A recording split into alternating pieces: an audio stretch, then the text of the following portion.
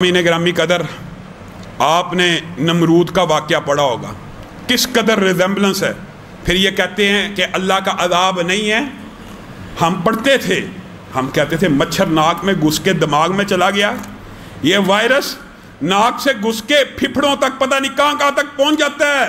जब रब चाहे अल्लाह के अज़ाब का कोड़ा जब चलता है ना, वो बदबख्त अपने आप को अल्लाह कहा करता था, अल्लाह कहा करता था। हज़रत इब्राहीम का मुनादरा एक लंबी चौड़ी दास्तान है। अल्लाह ने एक हकीर सी मखलूक भेजी, नाक में मच्छर चला गया, अपने ही दरबारियों को क्या कहता था, मेरे सर पे जूतियां मारो, मेरे सर पे जूतियां मारो। अल्लाह की कसम, अज़ाबों से अल्लाह के अलावा कोई नहीं बचा सकता। यह अकीदा कहाँ खो गया है।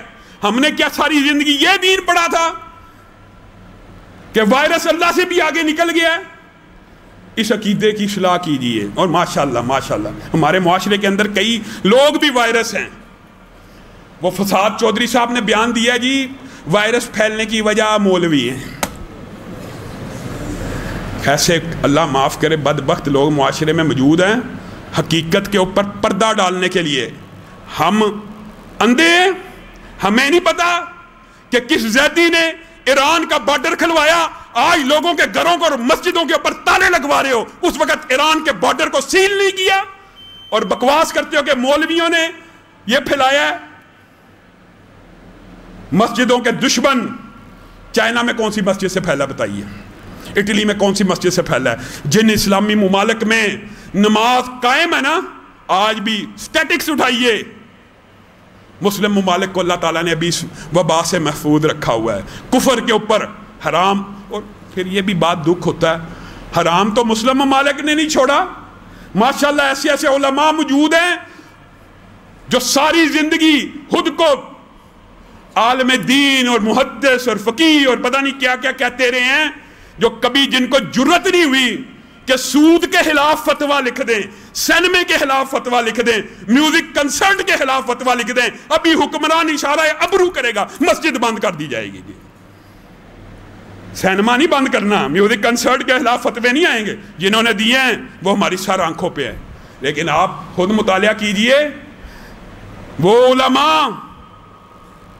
जो कंसर्ट म्यूजिक प्रोग्रामों, बदकारी और फाशी के अड्डों के खिलाफ फतवे नहीं दे सकते, वो मस्जिद बंद करने का फतवा सबसे पहले देंगे। हम किस बंदे के सामने जाके रोना रोए। चाइना जी हराम खाता था, चमगादड़े खाता था, हम हलाल खाते हैं। मुल्क के अंदर बैंकी निजाम किस मुसलमान मुल्क में नहीं है। हमारे लिए एक बहुत तौहीद की रियासत थी, है एक नमूना था, लेकिन अफसोस और दुख की बात है वहाँ पे भी सूद के इदारे खुले हुए हैं, वहाँ पे भी लीज तो जायज़ है। किसने हराम छोड़ा है? हराम से अगर वायरस आया है तो फिर हराम से तौबा भी करो। मैं सिद्ध के दिल से समझता हूँ, मैं अल्लाह की कसम, कोई एक मुस्लिम हुक्मरान आगे बढ़े, मुसलमानों की इस तरह क़यादत करे।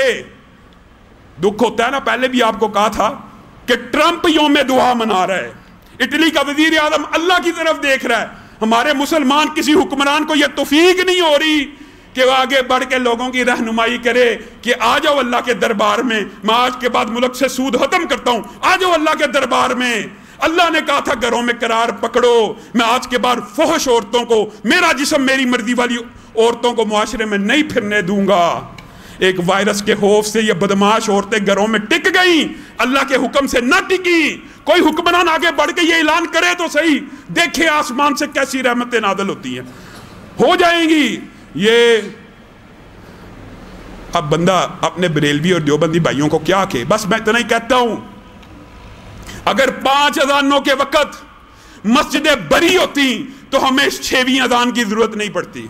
आज अगर हुकूमत का इम्कान लग रहा है जबर के साथ मस्जिद बंद करने का, अगर मस्जिद बंद हो गई तो आपने अपने घरों के अंदर हर नमाज के वक्त अजान दे देनी है, कोई मसला नहीं। लेकिन उसके अलावा वो 5 वक्त जो सुन्नत से साबित हैं, आपने उस वक्त अजान देनी है, अपने घर वालों को जमा करके जमात भी करानी है। अगर मस्जिदों के ऊपर पाबंदी लगी, अगर पंजाब में अभी तक कोई नोटिफिकेशन नहीं आया, और मेरे भाइयों, अगर हय्या अलस सलाह और हय्या अलल फलाह के घर فلاح کے گھر، رحمت کے گھر، شفا کے گھر، عافیت کے گھر. یا تو یہ سبق پڑھانا نہیں تھا، یا تو ہمیں پھر دین کا سبق سکھلانا نہیں تھا. یہ میں ان علماء سے گلہ کر رہا ہوں.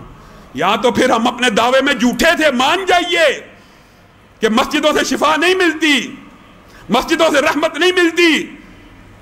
معاذ اللہ، کیا ہمارے بھی یہ دعوے ان پھونکے مارنے والے پیروں کی طرح تھے؟ ملک کے اندر عجیب و غریب فضا قائم کی جا رہی. علماء کو ساری کمپین مسجدوں کے خلاف چل رہی ہے. بجائے یہ احتیاطی تدابیر مجھ سے سنیے، احتیاط کریں. میں نے مسجد کے باہر آپ کے سامنے لکھ کے لگایا، جن احتیاطی تدابیر کے اندر کوئی شرعی حکم متصر نہ ہو رہا اس کو اپنانا چاہیے. کیا حرج ہے؟ شرعی حکم متصر نہیں ہو رہا. آج کل نہ آپ مصافحہ کریں، نہ ایک دوسرے سے گلے ملیں، گھر سے وضو کر کے آئیں، سنتیں پڑھ کے آئیں، صرف فرض نماز ادائیگی کر کے فوراً چلے جائیں، کوئی مسئلہ نہیں. اس سے زیادہ کیا احتیاط کریں؟ تم نے ہسپتالوں کے اندر عورتوں کو اٹینڈ نہیں کیا، بیچاری رو رہی ہیں. کرونا کا مریض ایسے ہو گیا جیسے دہشت گرد ہے یا خود کچھ بمبار. یہ انسانی سلوک ہو رہا ہے. اللہ کی قسم یہ علمی ہے، مزاح کی بات نہیں ہے، یہ دکھ اور افسوس کی بات ہے.